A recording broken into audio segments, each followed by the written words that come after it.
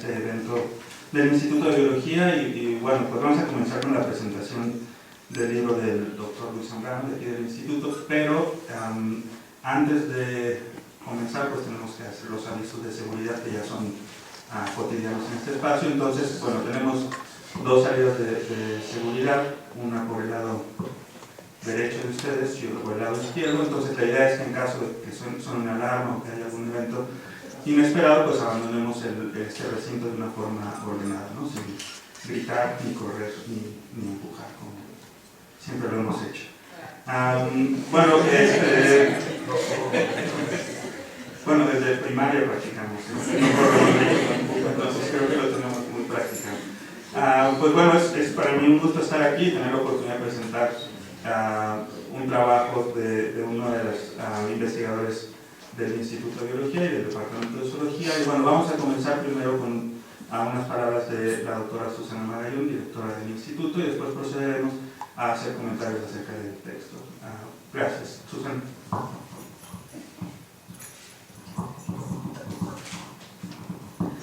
Buenos días a todos. Muchas gracias, Alejandro. Y me da un gusto muy grande darles la bienvenida a esta presentación del libro Planeta Insostenible por el doctor Luis Zambrano, que es un querido investigador del Instituto de Biología y que trabaja una de las áreas que son muy importantes para el Instituto con aspectos de restauración ecológica. En esta presentación van a hacer comentarios la doctora Ana Beller, del Jardín Botánico, la doctora Camille Truong, del Departamento de Zoología, y el doctor Enrique Martínez Meyer, del Departamento, también es del Departamento de Botánica. Es que yo estaba pensando más adelante, estaba pensando en Enrique. Bueno, si quieres pasarte a Botánica, cambiamos, por favor. No, también la queremos en Botánica. Bueno, entonces es Enrique Martínez del Departamento de Zoología, y lo que es muy bonito es que tenemos un representante de cada una de las tres entidades del Instituto de Biología que están en la ciudad universitaria. Entonces, sin más, quiero felicitar mucho al doctor Zambrano por este libro y sin más pasar a los comentarios de Ana, Camille y Enrique.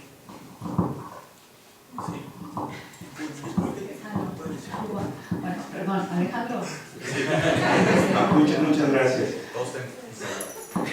Bueno, me va a tomar muchísimo tiempo. Bueno, un poco la idea de tener este evento tan doméstico, por decirlo así, es que nos podemos evitar la presentación de cada uno de los exponentes. No tenemos que leer toda su producción y todo lo que han hecho, sería bastante agotador y ustedes ya los conocen en bastante detalle. Bueno, sí, las acepciones de ellos ya saben cómo está todo esto. Y bueno, me toca a mí al principio hablar un poco del libro, presentarlo, no sé si ya lo vieron.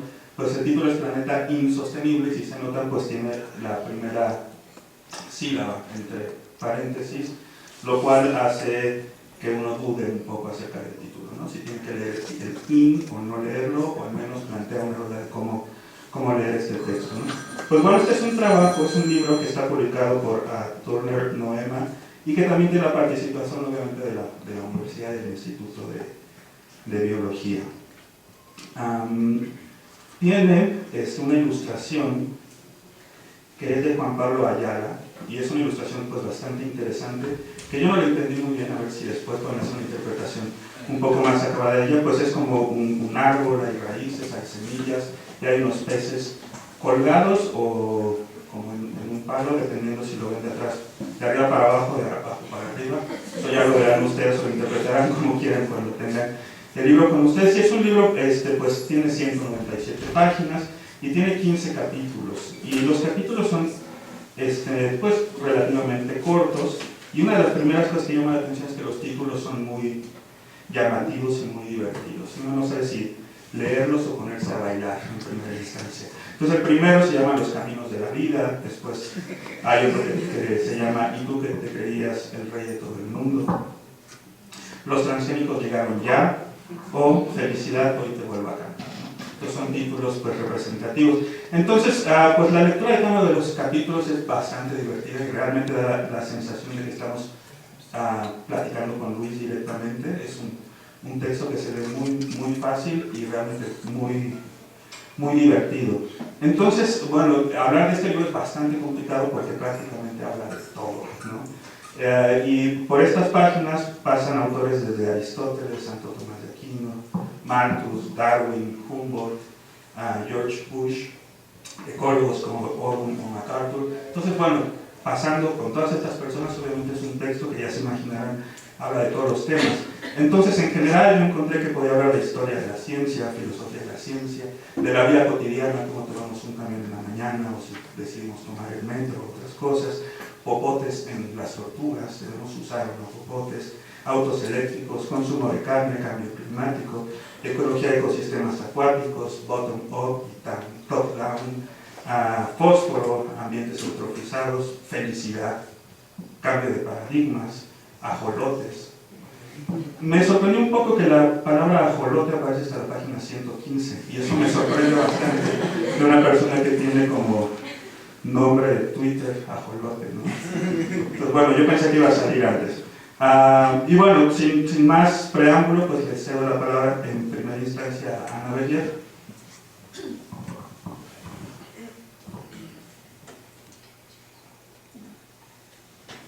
Bueno, pues me uno a las felicitaciones iniciales a Luis y le agradezco a Alejandro por haber organizado todo este evento. Me da mucho gusto que estemos en casa y entonces me preguntaba cómo abordar este tema dentro de nuestra casa, ¿no? Entonces, pues de entrada este es un libro, como muchos otros de los que tenemos que leer en la actualidad, que habla de cosas espantosas, pero de una manera muy agradable, ¿no? Entonces, digamos que nos envuelve y al mismo tiempo nos va dando una sacudida de temas que parece que conocemos, de los cuales sabíamos mucho, pero que nunca los habíamos integrado ni puesto en la perspectiva que hoy tiene Luis de ver la vida. Y después de leerlos así, parece que están puestos los puntos de las is donde debían ir desde el principio, pero la realidad es que se ven distintos. Y lo más complejo es, después de dejar de ver el libro, ver la realidad y darnos cuenta que los puntos de las is en realidad no están en donde tienen que estar para la realidad de la mayoría de nosotros, ¿no? Lo más curioso de todo es que, pues, después de ir leyendo sobre todos los temas que se presentan, pues estamos esperando como cuáles son las lecciones que podríamos seguir para transmitirle a los alumnos, por ejemplo, y no las encontramos. Y tampoco encontramos cuáles son las acciones que realmente se deberían de seguir para ir transitando hacia una sostenibilidad o hacia cambiar el pensamiento de la mayoría. Entonces, aunque los hilos conductores son muy claros y están bien definidos, se pueden resumir en un par, ¿no? Como ya dijo Alejandro, el cambio de paradigma es lo más claro que tenemos que tener presente, pero también cómo se ve el capital, cómo se ve la sociedad occidental, cómo se ve a cada uno de nosotros frente a la naturaleza, ¿no? Sin embargo, yo pensaba en hacer una reseña de este libro. Es muy complicado, porque la reseña más corta puede tener 190 palabras y 15 capítulos, entonces no habría una reseña, ¿no? Y aunque vamos pasando por la amenidad de los nombres de las canciones y otras realidades, cuando uno lo lee, lo que va pasando es que van surgiendo más y más preguntas sobre nuestra cotidianidad y sobre cómo vemos el mundo. Y entonces, después de empezar a cuestionarme sobre muchas cosas, empecé a ver, pues, cómo en un mundo en donde a toda reacción se esperaba una reacción, se creó una persona como Luis. Y entonces, si nosotros pudiésemos encontrar claramente un A más B más C que diera un igual a un Luis Zambrano, pues en realidad habríamos encontrado pues cómo cambiar el pensamiento de muchas personas. Y la realidad es que lo que sí hay es una fórmula en el libro que podríamos aplicar entonces, ¿no? Dado que no hay un pensamiento lineal que nos pueda dar cómo encontrar a un Luis en la sociedad o cómo encontrar una forma de crear más pensamientos como Luis. Entonces, lo que me parece que tenemos que ver es cómo yo me imagino que se creó un Luis. Y es que hubo un montón de funciones que delimitan los límites, ¿no? O sea, que ponen los límites. Y estas funciones seguramente son redundantes, son personajes que dentro de la vida de Luis fueron marcando su interés por la filosofía, por la historia, por la economía y obviamente por la biología, ¿no? Pero sobre todo por cómo hacer el interés. Hay ciertas cosas que en realidad van siendo redundantes y estas son las funciones, pero esto seguramente hay que ponerlo con un y, o sea, no con un esto o aquello, sino un esto y lo otro, ¿no? Que es algo que también nos enseña a pensar, que no necesariamente todo el pensamiento va a ser dicotómico y que tenemos que escoger entre dos cosas, sino que es posible que más de una cosa estén interactuando y entonces además de las funciones es evidente que hay procesos que ayudaron a la formación del pensamiento de Luis. Y en eso me imagino que los procesos tendrían que ser la experiencia profesional vivida y la experiencia personal vivida, ¿no? Y esta es la parte que es incontrolable. No podemos repetirlo porque no sabemos cómo ocurrió muchas veces, pero también no se planea y el barco puede llegar a buen puerto o puede significar una cosa hoy y otra mañana. Entonces, sumando las funciones y los procesos, pues en realidad no tenemos cómo hacer un Luis si no solamente encontramos al sistema del que Luis es parte. Y entonces en esto, pues nos damos cuenta que no podemos predecir hacia dónde va Luis, ni tampoco podemos reproducir a Luis, y sí podemos encontrar algunas cosas en las que debe estar pensando Luis en este pequeño sistema, y ahí es en donde nosotros podríamos encontrarnos, ¿no? El espacio-tiempo donde está el Instituto de Biología, empezamos a cuestionar sobre algunas de las cosas que se plantean y realmente asusta, y entonces nos damos cuenta de por qué no, aunque conocemos la diferencia entre el pensamiento lineal y el sistémico, luego no nos queremos enfrentar a él. Y una de las cosas que se elaboran aquí es cómo la ciencia hecha bajo la competencia es opuesta a la ciencia hecha bajo la colaboración social.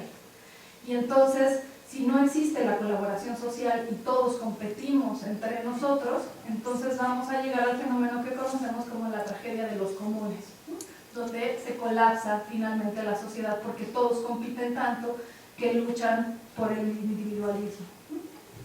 Y es francamente duro, porque entonces nos damos cuenta que la individualidad, o sea, el fortalecimiento de la carrera de cada uno de nosotros, nos puede llevar a una falta de interacciones y de colaboraciones, tanto con nosotros como entre los otros sistemas que pueden estar allá afuera, y que el crecimiento colectivo de un sistema como nosotros se puede reflejar en una gráfica con ciertos indicadores, pero que en realidad no estaríamos viendo cómo realmente el todo del Instituto de Biología podría ser más que la suma de sus partes, ¿no? Y creo que es importante que pensemos en cómo realmente podríamos demostrar a la sociedad que somos más que la suma de nuestras partes y ver esos indicadores para tratar de hacer un cambio en la ciencia que nosotros hacemos aquí al interior y en otros lados, ¿no? Porque la realidad es que la sociedad esto es lo que está esperando de nosotros, que nosotros no solamente estemos produciendo para nosotros mismos, generando conocimiento para los universitarios que pueden leer en este lenguaje que solamente entienden los universitarios, y entonces pues tienen ciertos reclamos. Y la otra realidad que vemos es que pues hay muchos institutos, centros y universidades que ya han caído en realidad en la tragedia de los comunes y son mal vistos, ¿no?, por la sociedad, y a la hora de ver actuales cambios del sistema, pues se ven muy temerosos y resilientes de querer entrarle. Esto nos lleva a ver también en el libro que muchas civilizaciones colapsaron de manera local, ¿no?, al tratar de dominar la naturaleza para ellos, y se acabaron los recursos de los ecosistemas. En estos tiempos pues no había al parecer mucho comercio, y entonces los fracasos eran a nivel local y era posible ir a conquistar otros espacios. Hoy nos damos cuenta que con el comercio podemos tener fracasos, ¿no?, o colapsos a nivel regional y a nivel global, justamente porque estamos mejor comunicados y porque hay propiedades emergentes que nos llevan a la suma de todos nosotros a tener otros productos, y eso puede ser como el cambio climático y algunas otras etiquetas que le hemos puesto a este fenómeno, pero que lo que nos queda es que no podemos ni manipularlos ni predecirlos, y entonces pues tenemos que estar al tanto. Y pues una cosa que a mí no me gustó es que a mí la frase de lo que pasa en Las Vegas se queda en Las Vegas, pues sí me gustaba, ¿no? Y al parecer no se puede, ¿no? Entonces, pues mucho ojo con lo que haga. Finalmente, para terminar, pues creo que queda cierta esperanza, después de leer todo esto en múltiples temas, con que también los cambios pequeños pueden tener, los cambios pequeños pueden tener repercusiones mucho más grandes, justamente por esta conectividad de los sistemas que nos permite entender el libro, ¿no? Y también hay otra reflexión, que es que hubo sociedades, o hay sociedades, que sí se entienden como parte de la naturaleza. Hay muchas culturas que tienen un arraigo fuerte por el territorio, por el paisaje, por otros motivos y otras cosas que se ven sus intenciones que van mucho más allá del capital. Y pareciera que esto de defender el capital es lo que está permeado en nuestra sociedad y en nuestros sistemas legales, pero que un verdadero cambio en la perspectiva podría ser tener actitudes ofensivas para la defensa de esta naturaleza, de estas culturas que sí defienden el territorio y no están basadas en el capital, y que eso podría ser una semilla para no decir cuáles son las acciones ni cuáles son las lecciones, pero sí poder ir entendiendo hacia dónde hay que cambiar.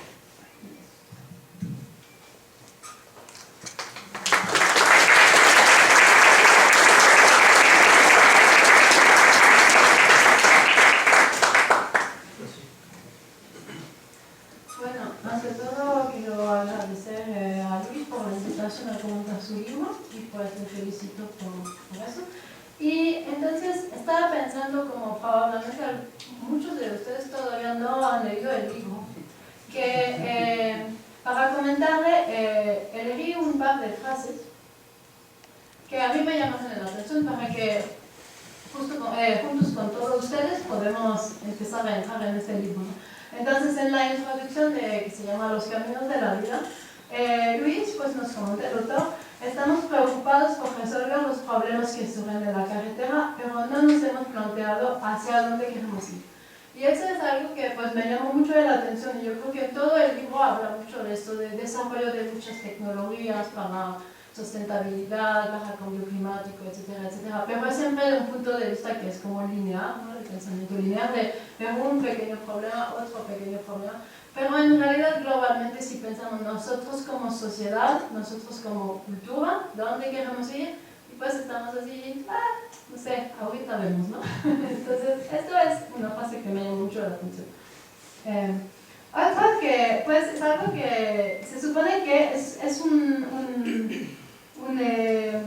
una historia que viene de una película de ciencia ficción, ¿no? Pues yo no la vi, pero dice que, pues, en esa película, dicen, esos organismos como los seres humanos han desarrollado la tecnología suficiente para destruir su propio planeta y a la vez salir del mismo para buscar recursos en otros planetas, ¿no? Y es algo que la verdad yo nunca había pensado, ¿no? Digo, ay, qué chido, ahora la NASA va a ir a Mars o a Pluto y esto, pero es verdad que es algo, si uno lo piensa, realmente tiene sentido esto de pensar que pues estamos explorando todo el universo y pues no somos capaces de pues cuidar a nuestra planeta.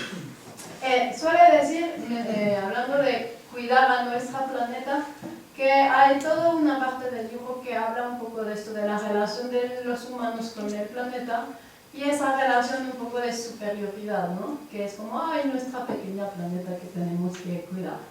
Y eso yo creo que es algo que pues en biología, durante toda la historia de la evolución, siempre ha sido así, que pues tenemos el árbol de la vida y los humanos están ahí bien arriba, ¿no? De todos, ¿no? Y las plantas un poco más abajo, los hongos así muchísimo más abajo.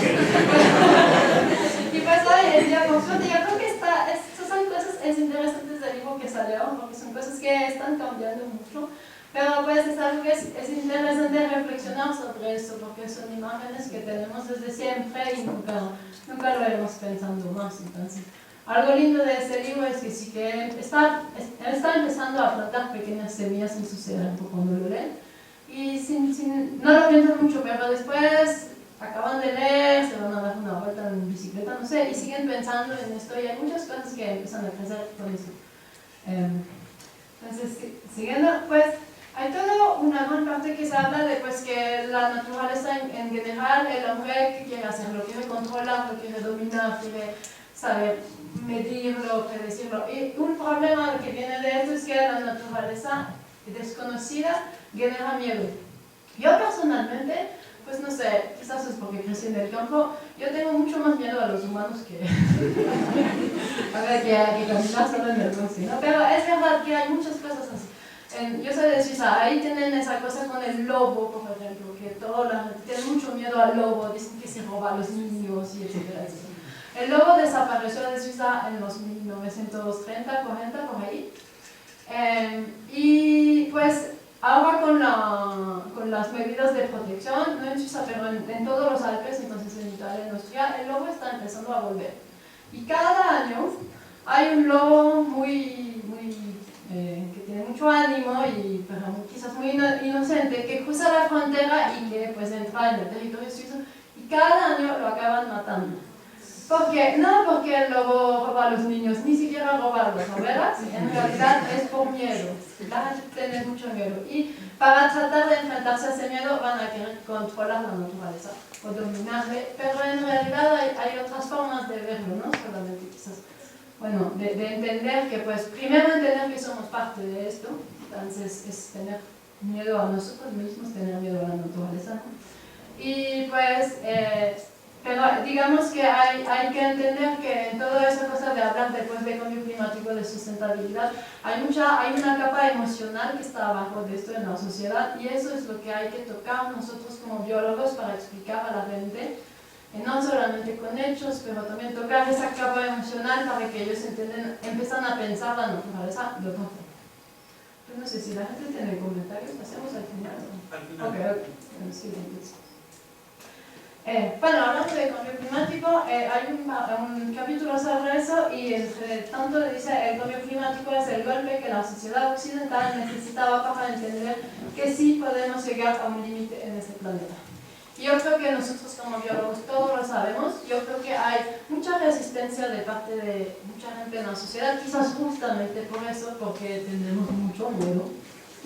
Y es interesante esto porque pues, el libro habla mucho de eso, de resiliencia del ecosistema, ¿no? De esa capacidad de la biodiversidad, de pues en general no necesita nada. Está muy bueno, el planeta está muy bueno para pues, generar cambios y adaptarse a cambios, pero llega un momento que si se rompe esa liga, como dice en el dibujo Luis, ya no hay vuelta atrás. Y ahora el cambio climático nos está enseñando eso. Nos dice, quizás ahora estamos todavía tratando de encontrar soluciones, pero la pregunta que pone en el libro es, pues, quizás ya es demasiado tarde, ¿no? Entonces, eso es algo que me llamó mucho la atención. Otra, pues, cuando uno habla hoy de sustentabilidad, pues hay una cosa que está muy ligado, por supuesto, a la economía, porque toda nuestra sociedad está hoy en día ligada a la economía, ¿no? Y un poco pues, al capitalismo, ¿no? Y pues sí, más bien es verdad que hay muchas soluciones o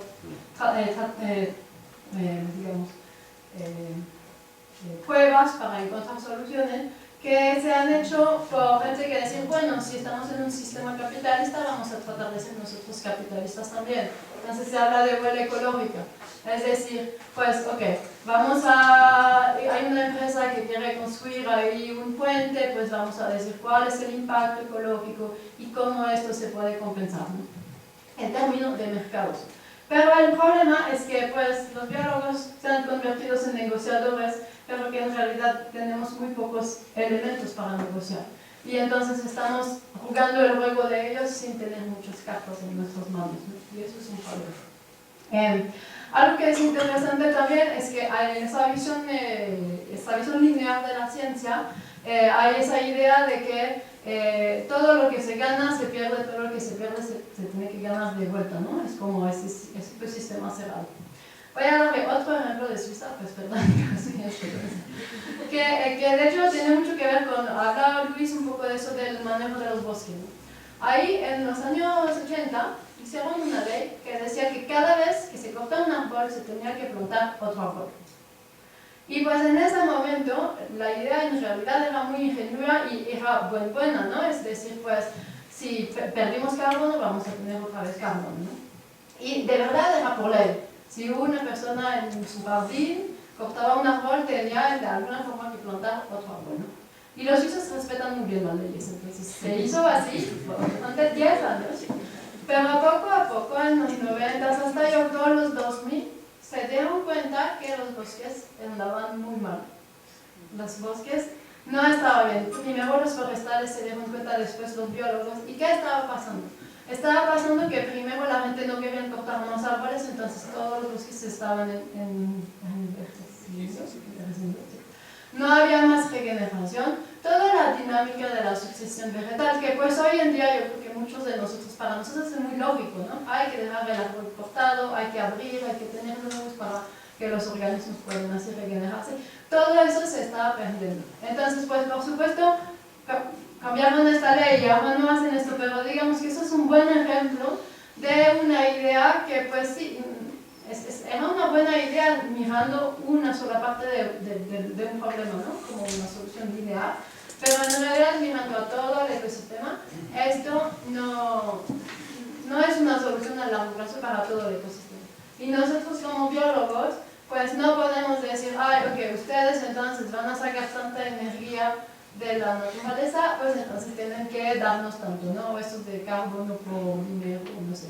Porque las cosas no funcionan así. Primero, la suma de cada organismo uno a uno no va a estar igual a lo que se saca cuando uno saca esos organismos, porque hay las interacciones entre esos organismos, que eso es algo que es mucho más fuerte en términos energéticos que cada organismo uno a uno, ¿no?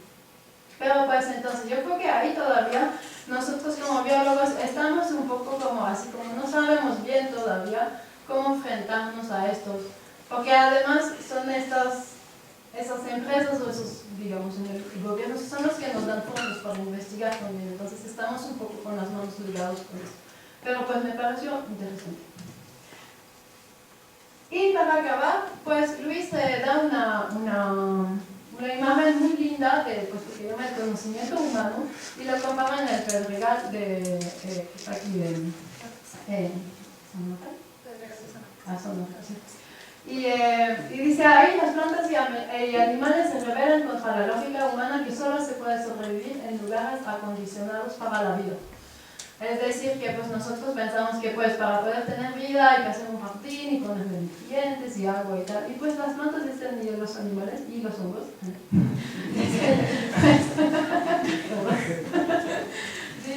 Pues no, hay esos lugares muy inhóspitos, sí hay vida, sí se puede vivir y es esa cosa que digamos que son un poco rebeldes a nuestra idea de la naturaleza bien controlada, ¿no? Y él dice, antes el conocimiento humano desorganizado, rebelde, inhóspito y por lo tanto difícil de transitar. Y yo creo que eso es algo que pues es muy importante, más que todo si tenemos estudiantes aquí, hay que ser rebelde con sus ideas. No digo que tienen que quemar los laboratorios,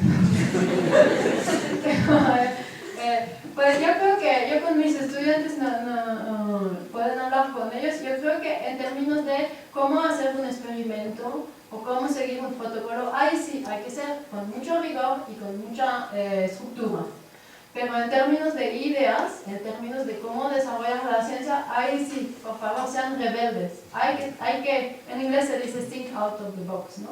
Hay que tratar nuevas cosas. Y solamente así pues se puede avanzar. Y pues yo creo que esto reflexiona muy bien lo que Luis trató de decir en el libro. Gracias.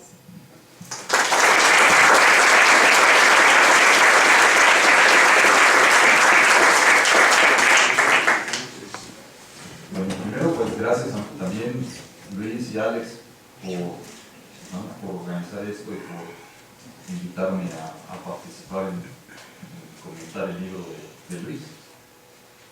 De los aquí presentes, yo creo que yo soy el que tiene más tiempo de relacionarme con Luis, entonces para mí ha sido una experiencia un poco extraña, más que una lectura, ha sido una experiencia, porque pues casi nunca conocemos a los autores de los libros que leemos, y mucho menos somos amigos de los autores de los libros que leemos. Entonces para mí leer el libro, pues más bien no es un libro, para mí es Luis en papel. O sea, sí, de verdad, a ver, la imagen que yo tengo de Luis como amigo, como persona, como amigo que somos, es que es muy quejumbroso. De todo se queja. Sus alumnos lo podrán constatar. Cuando nos vamos a comer, pues yo ya sé que hay que soplarse las quejas de Luis. Entonces cuando leo el libro, pues es que es Luis, pero no Luis el quejumbroso, sino Luis el propositivo. Y ahora lo entiendo más, o sea, no al libro, sino a Luis, después de leer el libro.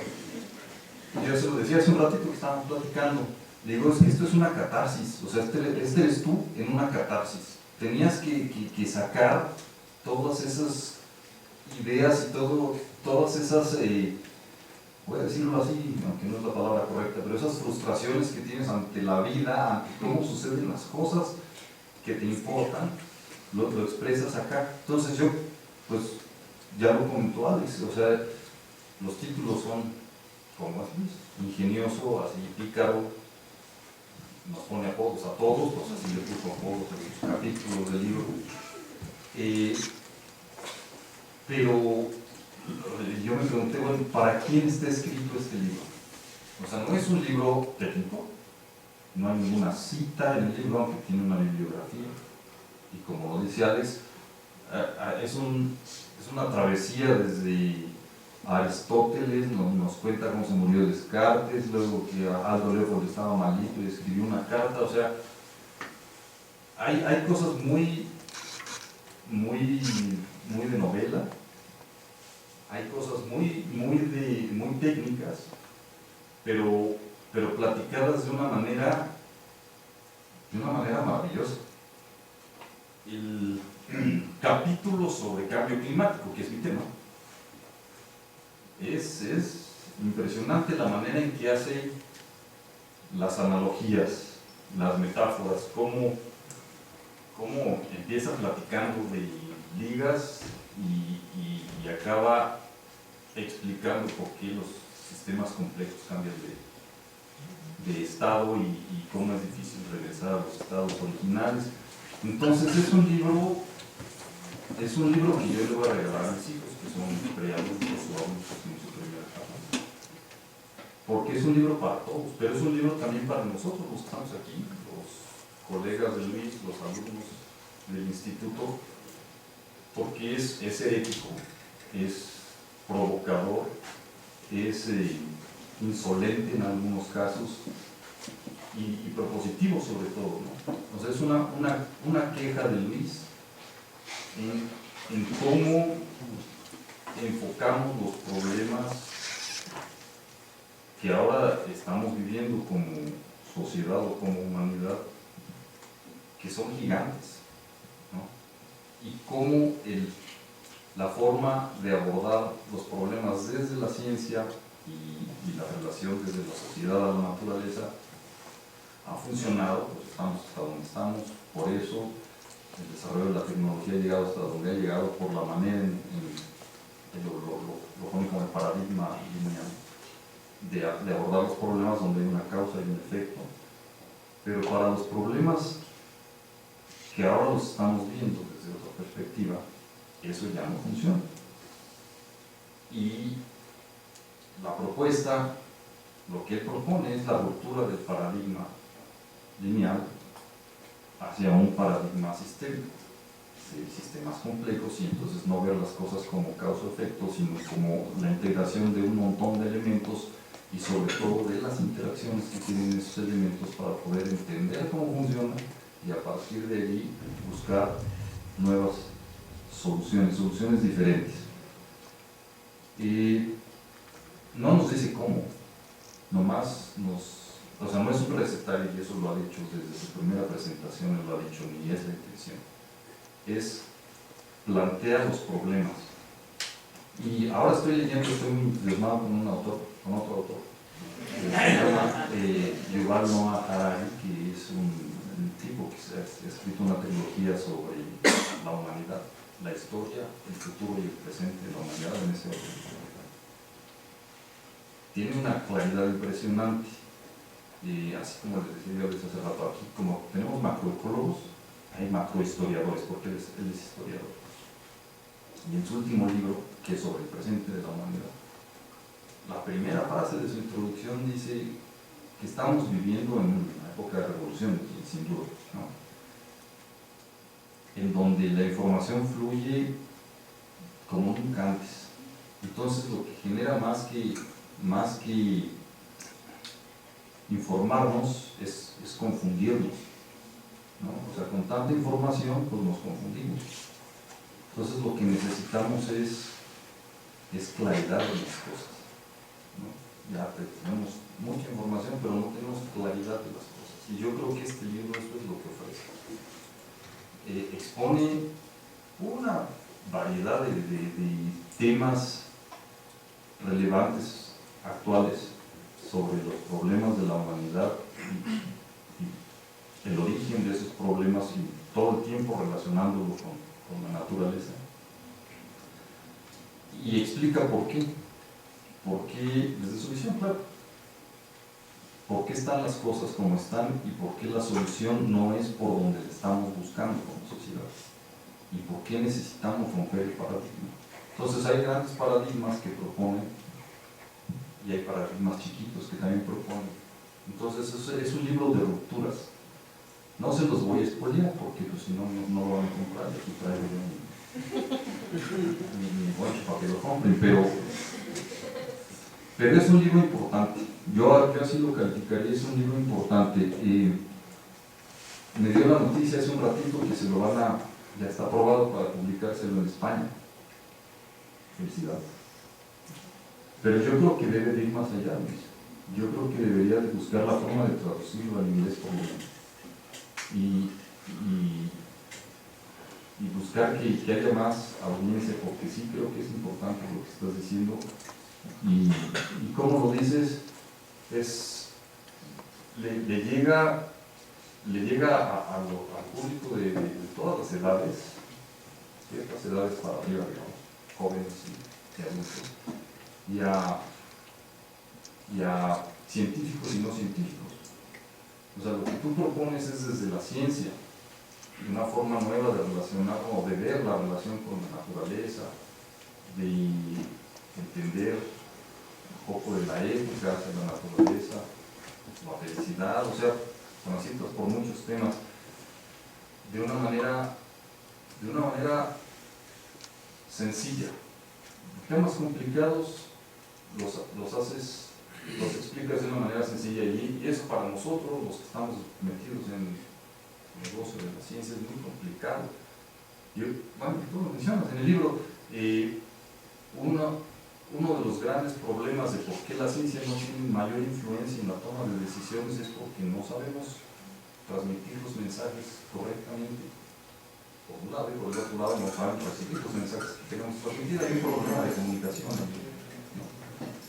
Y este es un buen ejemplo de una comunicación fluida desde mi punto de vista y desde mis prejuicios.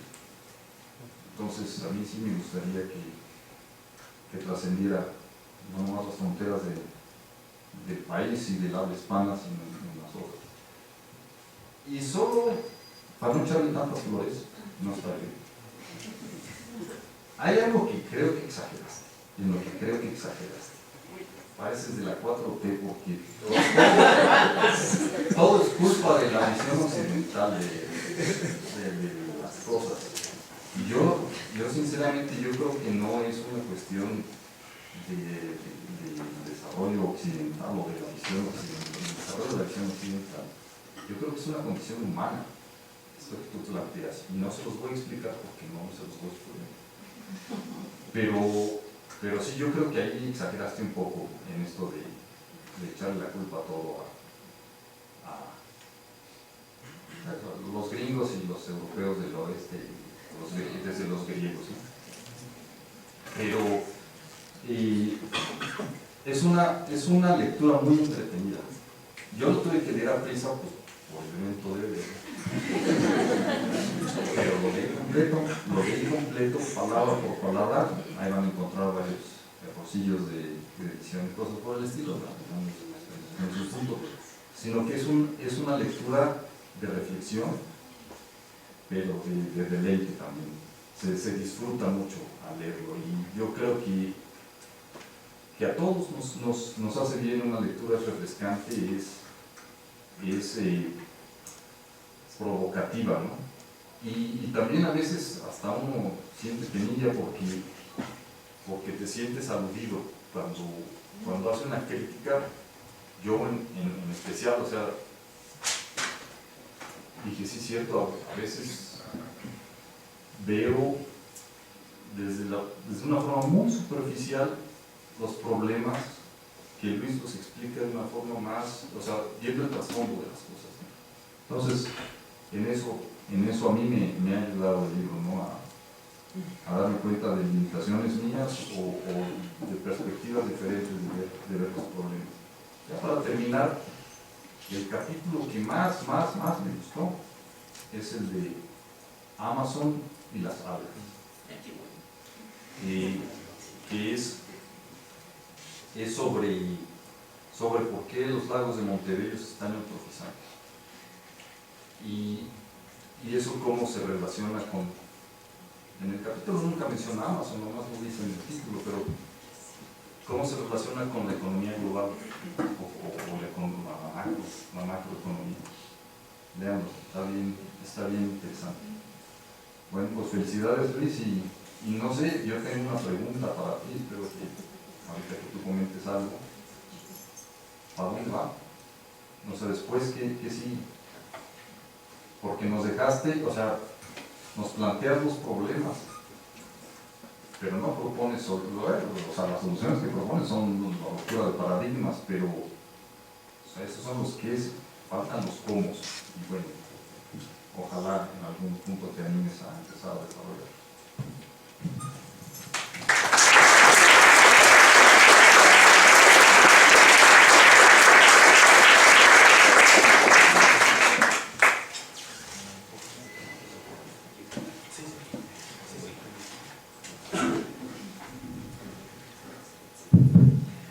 Hola, buenas tardes. Pues digo, antes que nada, muchas gracias a Susana por estar aquí, a Alejandro por organizarlo. Él fue el que dijo, oye, pues vamos a hacer una presentación interna, vamos a hacer una presentación aquí del instituto, porque no sabemos qué hacemos, y Alejandro tiene una muy buena preocupación que yo comparto desde hace bastante tiempo y que él está tratando de solucionar de alguna manera, y es que en nuestra propia comunidad no nos conocemos, y entonces lo que él ha estado buscando, por ejemplo, con esto es empezar a presentarnos de alguna u otra forma, y la forma en la que me ayudó a pensar en cómo me presento yo ante la comunidad, particularmente los chavos que muchos de ellos ni conozco porque se contrataron justo cuando yo estaba de sabático,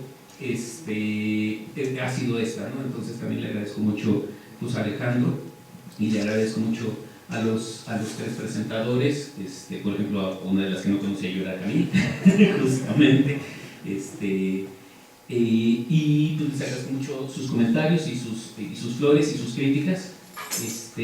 La verdad es que hay un par de cosas. Una, qué bueno que te gusta el capítulo de Amazon y las algas, porque hay mucha gente que no me dijo, no, ese no me gustó nada, y cosas de ese estilo. Entonces, por lo menos que alguien diga, no, sí está padre, esa es una. Pero además, digo, le estoy contando ahorita a Susana que en realidad no se iba a llamar Amazon y las algas, se iba a llamar Slim y las algas, pero por obvias razones tuvimos que cambiar el nombre para evitar cualquier tipo de conflicto con respecto al tema, ¿no? Pues antes que nada yo quisiera decirles que, bueno, otro factor es que mañana se va a presentar en la FIL del Zócalo. Si no se aburrieron con esta presentación, pueden ir a la de mañana, también están cordialmente invitados, y de ahí nos podemos ir a comer a algo en el centro, ¿no? Si les parece, o inviten a la gente. Ha tenido muy buena recepción el libro, me ha gustado mucho. La recepción sí es, tienes razón Enrique, sí es un poquito yo, en términos de quejas, pero también en términos de propuestas. Es mucho, o sea, lo que busqué es la propuesta. Sí, justo empezó con una queja.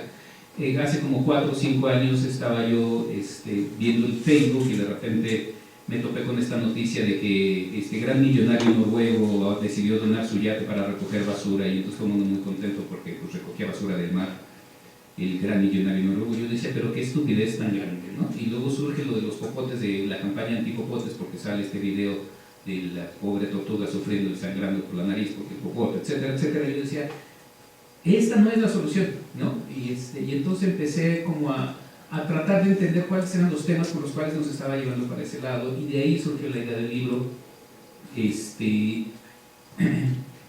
que me llevó a temas que pues tuve que leer mucho, ¿no? Y a pedirles consejo a muchas personas. O sea, por ejemplo, el de los transgénicos llegaron, ya le tuve que pedir a Ana apoyo, porque yo dije, en una de esas estoy diciendo tarugadas que no son ciertas, y en algunos otros temas en los que me costaba un poco más trabajo, les pedí apoyo a algunos expertos. Eso no me quita, y les voy a ser franco porque muchos de nosotros lo hemos tenido, que me sucede lo que se llama el síndrome del impostor, que es esto de tocar temas en los que eres experto, pero que sabes que hay expertos más grandes que tú, que saben mucho más del tema, y que en una de esas te pueden decir esto es una estupidez, marca diablo, sobre todo en temas que son bastante controversiales. Pues digo, sí, hablo del cambio climático, que aquí no es tan controversial como en Estados Unidos, pero que hay gente todavía aquí, y puedo poner el ejemplo de 2 geólogos que creen que el cambio climático no existe, por ejemplo, ¿no? Aquí dentro de la UNAM hay gente de esa, pero... Y un presidente. Sí, que considera que el cambio climático no es tan importante.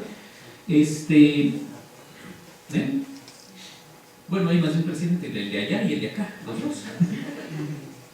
Y el que está destruyendo el Amazonas. O sea, hay varios presidentes que no consideran que el cambio climático es algún factor que debería estar en nuestras vidas, a pesar de que ya estamos viviendo la famosa crisis climática, ¿no? El otro tema pues, fundamental, que ese sí está muy dividido en nuestra comunidad y con colegas muy cercanos, es justamente los transgénicos, ¿no? Que es una cosa que sí genera mucha polémica, sobre todo cuando la conoces poco, ¿no? Te pones de un lado al otro. Yo he estado discutiendo con muchos amigos sobre que están medio a favor de los transgénicos, y cuando les empiezas a explicar, dicen, no, es que yo no lo veo desde ese ángulo. No, pues no, desde el ángulo científico puro, lineal, pues es cambiar un gen, no es grave. Desde el ángulo de visión científica de sistemas complejos, claro que tienes miles de repercusiones que tienes que considerar antes de decir, órale, esto se puede hacer, ¿no? Entonces, sí tienes todos estos temas, y a lo mejor eso ha ayudado un poco a que la gente como que le llame la atención. Pues digo, podría yo platicar mucho sobre los distintos temas y de cómo se me ocurre. Bueno, una última cosa en términos de lo que decía Alejandro, de la portada. Debo de aclarar que de entrada la portada, si uno se fija, el diseño original era de mi hija. Mi hija dibuja muy bonito, y no es porque sea mi hija, pero dibuja muy bonito. Y le pedí una portada, un dibujo para la portada, y dibujó algo que a mí me gustó mucho. Se lo mandé a la editorial, y la editorial me dijo sí, pero no. Y entonces estuvimos ahí peleándonos como 2 meses. Y al final encontraron un dibujo muy parecido al de mi hija, que es que es de un pintor, y le pidieron permiso y sí salió. Y la idea básicamente era, yo le planteé a mi hija, bueno, algo en el que tenga que ver que nosotros estamos relacionados con la naturaleza. Y entonces lo que se le ocurrió fue un árbol con una serie de raíces en donde los humanos estuviéramos relacionados con todas las raíces y el árbol y todo, ¿no?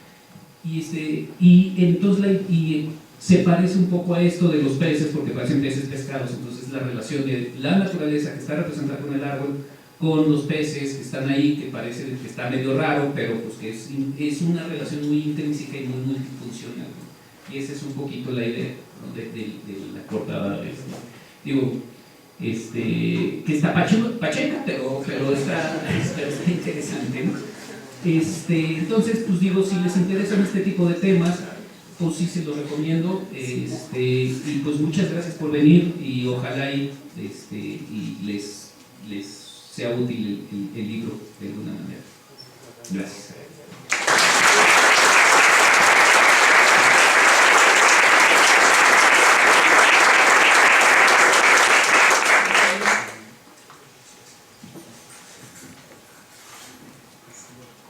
Bueno, yo creo que ahora podemos pasar a tal vez algo un poco más dinámico en el que nos gustaría escuchar. Si alguno de ustedes tiene algún comentario o pregunta directa al autor, o también si alguien de la audiencia tiene alguna pregunta acerca de las motivaciones que tienen para hacer esto, hay alguno de sus colegas, alguna pregunta más cercana.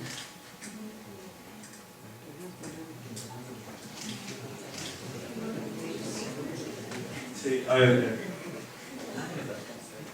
Sí, no, pero bueno. ¿Tienes idea de los cómo? Sí, o sea, sí yo tengo algunas ideas de algunos cómo, ¿no? O sea, sobre todo de estas ideas de hacia dónde tendríamos que transitar. Más ahora, o sea, a partir de que salió el libro me he enfocado un poquito más a eso, porque una de las críticas que ha sido un poco esa de, a ver, pero pues yo qué hago, yo como ser normal, ¿qué hago? Y yo, pues empieza por cambiando tu visión, ¿no? Y eso es muy etéreo, ¿no? Pero entonces he empezado a como plantear algunos cómo. El problema de plantear algunos cómo es que se vuelve un poco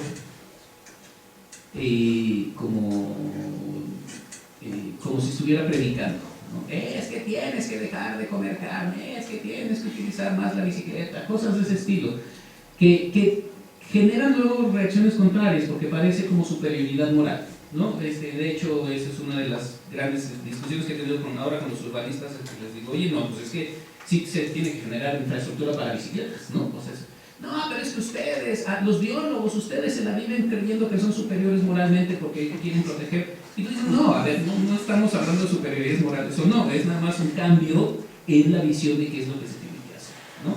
Entonces, sí tengo algunas ideas de los cómo. A lo mejor lo importante sería como reflexionar cómo poner los cómo sin que se oiga dogmático y sin que se oiga como... Yo soy aquel. Exactamente, yo soy el que te tiene que decir hacia dónde tienes que ir, ¿no? Uno de los cómo que creo que es muy importante es aumentar, y por eso está el de felicidad, es aumentar la visión en términos de qué es lo que verdaderamente me hace feliz o qué es lo que me dice que me tiene que hacer feliz, ¿no? Porque cuando uno genera una heterogeneidad en la necesidad de recursos, entonces empiezan los recursos a recibir menos presión. O sea, me explico, a lo mejor me explico con el ejemplo conmigo. Yo utilicé auto, he utilizado auto desde los 18 años, entonces he comprado distintos autos. Y me tardé como unos 15, 20 años darme cuenta que odio manejar. Y lo odio, o sea, me trepo al auto y digo... Quiso decir, ¿qué contrario? ¿Qué contrario? Estoy muy incómodo. Me costó 15, 20 años y la razón por la cual me vengo en bicicleta y mucha gente me ve y eres en bicicleta, ay no, y qué deportista eres y qué ecológico eres, en realidad no lo hago yo por eso, lo hago porque me gusta, ¿no? Y sufro mucho esta subida, la sufro, porque los que me han hecho saber de qué hablo, pero uno sufre esta subida pero prefiero 1000 veces venirme en bicicleta que venirme en auto. Y eso no quiere decir que odie o que diga, ay, bola de contaminadores, todos los que vienen en auto, no, en realidad cada quien hace lo que se le antoja y cada quien es feliz haciendo lo que se le antoje. Quizá hay un porcentaje de población más grande que le gustaría venirse en bicicleta y que no se ha dado cuenta. Pero es una reflexión personal, ¿no? Es una reflexión de cada uno de nosotros diciendo, ay, pues a mí se me antojaría venir en bicicleta y no lo hago, pero viendo otras personas chances. Quizá es un poco por ahí, esa es una de las posibles soluciones, pero hay que armarla un poco más, o sea, aunque no parezca así, sí me costó unos 4 añitos reflexionar sobre cada uno de estos temas y ponerlos para que la gente lo entienda y para que no se oiga justamente dogmático, o sea, quejumbroso, como dices tú, tienes razón, o sea, soy quejumbroso. Cambiar esa quejumbrosez a algo propositivo me lleva mi rato de reflexión. Por cierto, digo, ya que vi que entró la doctora Massari, una de las personas que influyó mucho en este libro, aunque ella no se haya dado cuenta, es ella, ¿no? A ver si yo tengo otra pregunta que es un poquito una provocación, porque en el cómo, pues te fuiste por las partes un poco más fáciles. Pero hay una crítica muy importante a nuestra actitud de proteger a la naturaleza y ser muy paternalistas. En vez de vernos como parte del sistema, sino querer proteger y proteger. Y al mismo tiempo la realidad es que pues estamos terminando con todo lo que hay, ¿no? Entonces, ¿cómo proteger a la naturaleza actualmente sin ser paternalista? Bueno, yo lo quiero modificar, o sea, ya nada más de pensar en cómo proteger ya entonces no funciona y no ha funcionado. O sea, pensar nada más es que yo tengo que proteger a la naturaleza, está mal, ¿no? Y está mal porque entonces sí es de, ay, pobrecita, yo te tengo que cuidar. Y digo, todos lo sabemos porque, o sea, nosotros nos vamos a extinguir, la naturaleza va a seguir, o sea, lo único que vamos a provocar es un bache, ¿no? La naturaleza, entonces, que éticamente tiene sus repercusiones, que filosóficamente tiene sus repercusiones, pero al final de cuentas, en términos dinámicos y sistémicos, pues vamos a atacar, o sea, nos extinguimos y luego siguen ellos, ¿no? Quizá lo primero es, a ver, una vez que ya sabes que eres parte de la naturaleza y no la tienes que proteger, sino que estás interactuando, es un poco como cuando interactúas con los vecinos y no con tus hijos. Tú proteges a tus hijos, pero interactúas con el vecino. Entonces al vecino no le dices, ay, pobrecito, no comas chocolate. Entonces al vecino que le viene valiendo un pepino, pero claro, no llegas y lo golpeas, ¿no? Tampoco llegas y le rayas el auto, ni pones ahí una pintura en su puerta diciendo, me caes muy mal porque X cosa. Entonces, la relación con los vecinos es distinta a la relación con tus hijos. Si nosotros cambiamos nuestra relación hacia como si fuera con los vecinos, y eso implica entonces, oye, pues si le vas a talar 2/3 de bosque, aguas porque el vecino se va a enojar un poquito y te la va a regresar. Entonces empiezas tú a tener una relación más de tú a tú. No se me ocurre, o sea, cómo plantear eso realmente así, decir, a ver, entonces ¿qué hacemos? Por poner un ejemplo, si quisiéramos nosotros poner una casa en un lote que tiene 3 árboles, ¿cómo bajas eso a eso? O sea, ay, pobrecitos árboles, hay que protegerlos, o si me los talo, entonces voy a tener una mayor radiación, etc. O sea, como que sería un poco tratar de reubicarnos como seres humanos en términos personales y como sociedad, para decir lo que estamos haciendo nos va a repercutir. Bueno, ahí va un ejemplo, 2 bocas. O sea, por poner un ejemplo, 2 bocas. 2 bocas, no, que es la salvación, nuestro presidente que no cree en el cambio climático, y que ahora que salió, digo, ayer salió en el The Guardian y ahora lo publicó La Jornada, y hoy salió una dinámica muy interesante sobre cuáles son las industrias que más han contaminado, y Pemex está entre las 10 más altas todo el tiempo, desde 1965. Entonces, si pensamos, no, es que nos está sacando de pobres, que nunca lo ha hecho, ni ningún petrolero nunca nos ha sacado de pobres, pero bueno, nos va a sacar de pobres tener una refinería nueva en un lugar en el que se va a inundar. Y si uno ve las predicciones de seguro dónde se va a inundar es 2 bocas, todo lo demás hay como probabilidades, pero en 2 bocas hay 99 a 100% probabilidades de que se va a inundar. Entonces dices, bueno, yo destruyo manglar, voy a proteger el manglar, porque lo voy a destruir, pero voy a proteger el otro poquito de este otro lado, y voy a proteger esto otro, y voy a limpiar los ríos, como dice nuestro señor presidente, y cosas de ese estilo. Pones 2 bocas, y lo primero que va a contestar la naturaleza es, pues bueno, está chida tus 2 bocas, pero se va a inundar. O sea, en 10 años va a estar debajo del agua, a menos de que le construyáis un dique y entonces vas a destruir la vía marina, etcétera, etcétera. Entonces, si en lugar de eso dices, a ver, espérate, ¿de qué tan necesarios 2 bocas? ¿Qué tan necesario es destruir ese manglar en particular? A lo mejor una refinería es muy importante, pero no ahí, ¿no? Si la ponemos en otro lado. Y luego piensas económicamente y dices, bueno, para el 2030 no va a haber autos de gasolina, o sea, no se van a producir autos de gasolina. Entonces, ¿qué tan importante es tener una refinería que nos vamos a tardar 10, 12 años en construir para que funcione 5 años? Porque además ya los autos de gasolina empiezan en el 2020 a producirse, los autos eléctricos a producirse durísimo. Para el 2025 Toyota aquí en México ya no va a tener va a producir autos de gasolina, va a producir puros autos eléctricos, la producción aquí en México, ¿no? Los va a vender, los de gasolina, pero va a producir solo autos eléctricos en México. Entonces dices, pues no es económicamente muy redituable y naturalmente, por mucho que digas voy a cuidar que no se contamine y voy a limpiar el río, no va a funcionar. Si lo cambias de visión, sí, ¿no? Entonces, si lo cambias de percepción, pero ese es el cambio de paradigma, ¿no?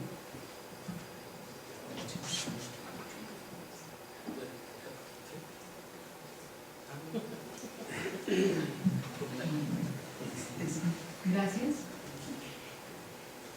Yo tengo una visión un poquito diferente, ya que yo más bien vengo del área de la biología evolutiva, de la biobiología. Entonces, a largo plazo, siempre quiero retomar una cosa que dijiste, Luis, que no va a haber, quién sabe si va a haber una extinción masiva, pero la vida no va a acabar, la vida va a seguir. No va a acabar, va a ser algo diferente, pero la vida va a seguir, como han ocurrido a lo largo de las 5 extinciones masivas a lo largo de la historia de la vida en este planeta. Pero al punto al que voy es que muchas veces dejamos de ver el gran elefante dentro del cuarto y que todo lo que vamos a hacer, que es usar la bicicleta más, comer menos carne, no usar popote, etc., eso realmente yo creo que va a mitigar de una manera muy, muy, muy moderada. Y realmente una cosa que tenemos que ver es el tamaño de la población humana en este planeta en este momento. No somos demasiados humanos. Y sabemos que el decremento, el número de progenie que tienen los humanos está relacionado de una manera muy cercana con el grado de educación que tienen sobre todo las mamás. Entonces, yo creo que la educación es un factor que influye decisivamente en el número de hijos que tienen los seres humanos y que ese es un factor muy importante porque realmente consumimos mucho, somos demasiados humanos. Ya sé que si ahorita le digo a ver quién es voluntario para dejar de existir, pues nadie va a levantar la mano. Pero realmente, de una manera muy seria, yo creo que a nivel de la humanidad tenemos que ver las maneras en que el tamaño de la población de los humanos se reduzca. Y eso sí es un factor que va a influenciar decisivamente en la preservación del medio ambiente en este planeta.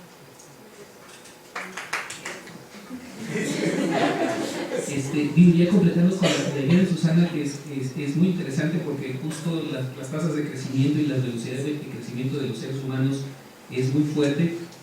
Justo uno de los casos en donde platico es no solo la cantidad de gente, sino la huella ecológica que las sociedades están imprimiendo. Entonces, por muy ecológicos que nos consideremos, en realidad estamos teniendo una huella ecológica infinitamente mayor que la que tuvieron nuestros padres. Porque consumimos más, ¿no? Consumimos bastante más. Entonces, efectivamente, una cosa es el número, que es muy importante de entrada desacelerar el crecimiento, y la otra también es qué tanto debemos de dejar de tener esta huella ecológica que va desde comprar kiwis en el Superama porque están a 2x3, que vienen desde Nueva Zelanda, y entonces toda la huella ecológica, y lo que pasa es que son muy baratos porque X, Y, Z, razones económicas, no necesariamente, hasta las cosas sencillitas como no comprar kiwis, hasta repensarnos como sociedad, en empezar a decir, bueno, como sociedad, ¿qué es lo que más huella ecológica generamos? Y empezarle a bajar a eso. Ese es también otro de los factores fundamentales, ¿no? Y tal vez también la reflexión de que ese consumo se da más en nosotros como ciudad. O sea, nuestros hijos quieren un iPad, un Game Boy, cambian de juguetes todo el tiempo. En cambio, en el campo, pues las cosas son diferentes. O sea, el consumo, aunque sean muchos niños, no consumen lo mismo que consumiría mi hijo. Y esos dos temas se abordan en el libro completo.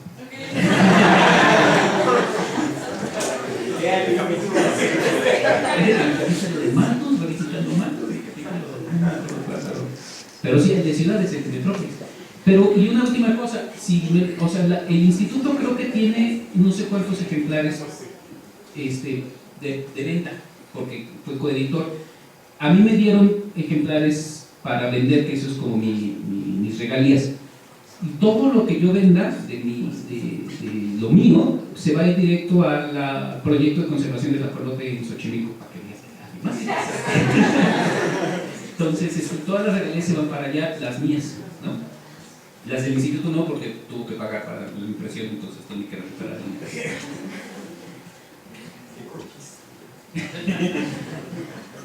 ¿Alguien tiene alguna pregunta?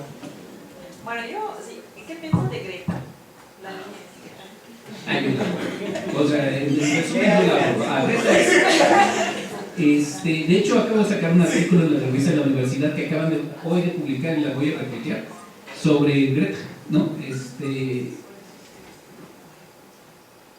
Yo digo, no sé, o sea, lo que pasa es que la conozco porque en el sabático tuve la oportunidad de ir al centro de Estocolmo de resiliencia y entonces ahí fue donde empecé a aprender, esto fue a finales del año pasado y estaba empezando a pegar dentro de Suecia, Greta, ¿no? Y entonces desde entonces la voy siguiendo.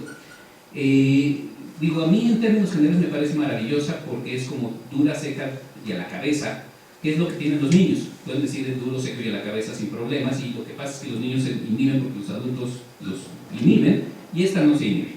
Esta dice las cosas como van y hace, y eso es una cosa impresionante. Ayer estaba leyendo un artículo sobre ella de manera más personal, de un tipo al cual llegó ella en Minneapolis, en Sao Paulo, se quedó a dormir ahí porque está haciendo ahorita gira y va a pasar por México, tiene que ir a Chile de alguna manera, y a lo mejor se va por mar, lo cual yo se lo recomendaría, pero pues, bueno, a lo mejor pasa por México en términos terrestres y entonces la capturan los senadores que quieren hablar con ella. Pero y lo que dice es, desde una manera muy personal, ella ya lo que quiere es regresarse a su casa. Y su papá también dice, ¿sabes qué? Ya me cansé, o sea, ya estoy, pero sé que no puedo dejarlo. Y entonces sé que tengo que seguir en esto. Y el papá dice, ella no se ha dado cuenta, pero no hay regreso. O sea, ya no hay regreso. O sea, nosotros ya nos dimos cuenta que pasamos el punto de no regreso, entonces va a seguir siendo activista. Entonces, mi impresión de Greta es una niña que decidió hacer algo muy fuerte como es hacer la huelga enfrente del Parlamento y que le empezaron a escuchar. Que la atacan, es chistoso porque los que más la atacan son hombres blancos, fuertes y poderosos, ¿no? Y que están trabajando para compañías petroleras por lo general. Y entonces lo interesante es por qué fregados ellos son los que se sienten más amenazados por Greta, ¿no? Es como muy interesante saber por qué la atacan. Ay, no, es que sí, está siendo manipulada por sus papás. Y tú ves las friegas que se pone el papá y dices, qué manipulada, ¿no? Pero todo el dinero que ella recibe por distintos premios lo dona. No hay nada que se quede de ella, entonces mucha manipulación, ¿no? O que no, lo que pasa es que ella está enferma y que entonces... La verdad es que es una de las pocas personas que dice las cosas como son. Y una de las cosas que me encantan de ella es que dice, háganle caso a los pinches científicos, ¿no? O sea, un poco ella está siendo nuestra traductora, ¿no? Por eso también me cae muy bien, ¿no? Y ayer o antier vi un video de un científico inglés del IPCC, que dice, el IPCC, voy rumbo al Parlamento inglés para presentar informe del IPCC que salió hace un año y que no nos dieron chance ni siquiera de presentar. Gracias a Fridays for Future, Fridays for Strike, ahora el Extinction Rebellion, que por aquí está pasando de noche, pero en Nueva York y en Londres está durísimo, ¿no? Gracias a ellos me acaba de invitar el Parlamento inglés a hablar. Muchas gracias, porque entonces ahora sí la ciencia está hablando. Entonces, pues más bien antes de pensar mal de ella, debemos decir, nos está dando el pase a gol.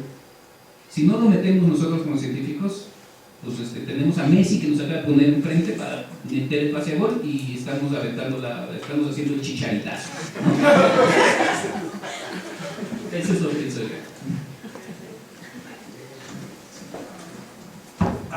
Bueno, pues algún otro comentario, pregunta. ¿Va a haber café? Bueno, tenemos café y galletas en este lado del auditorio, entonces si quieren conversar más con Luis o con cualquiera de los que... Tenemos libros a 350 pesos. Sí, pueden aprovechar para que los firmen. Y muchas gracias por venir.